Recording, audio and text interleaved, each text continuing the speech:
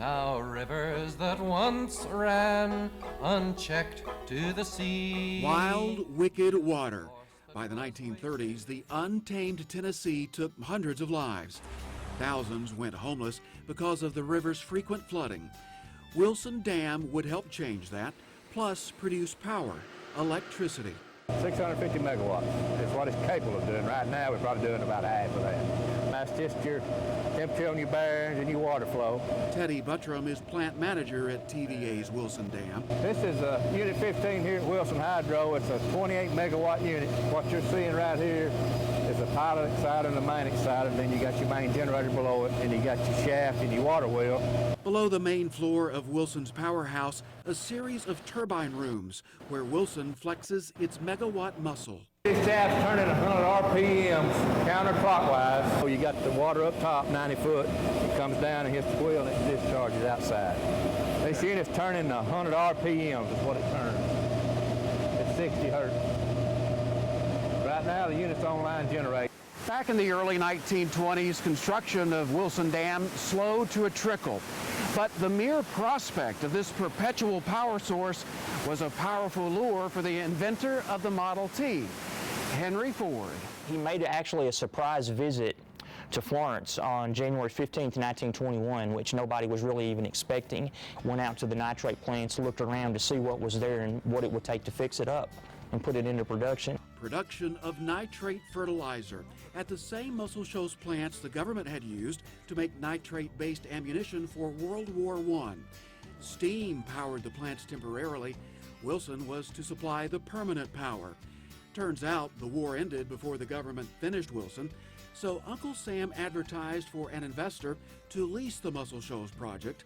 Henry Ford saw a major opportunity, figuring farmers would buy his fertilizer to resurrect their overworked soil. Ford's second trip in December of 1922, he brought Thomas Alva Edison, the famous inventor and industrialist, as his consultant, because Edison obviously knew a little bit about hydroelectric power and things like that. This famous photograph shows Edison and Ford on the back of the Fairlane, Ford's private rail car.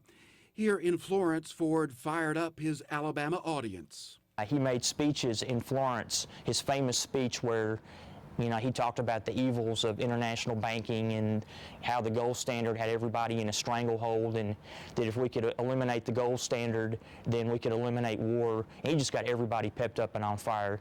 I think he must have been a really charismatic speaker, kind of like Donald Trump when he really gets worked up. You know, people would listen to him, and he got everybody energized.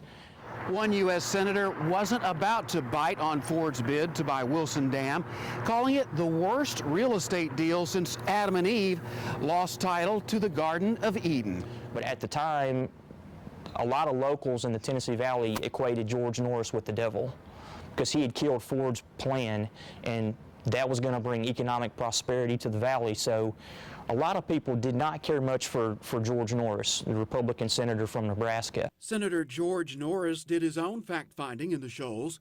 He wasn't about to let Henry Ford pay $5 million for a project that had already cost taxpayers $130 million. Convinced Wilson and the nitrate plants could do more good in public hands, the Nebraska senator helped kill the Ford bill in Congress. Everyone knew it had to pass Congress and that it wasn't completely a done deal, but I don't think anybody really thought, at least at first, that it could be defeated, because it just made so much practical sense, and Ford knew that he could do it. Ford failed to close the deal on Wilson, so what would the future hold for Wilson Dam and Muscle Shoals? Greg Privet, Way 31 First News.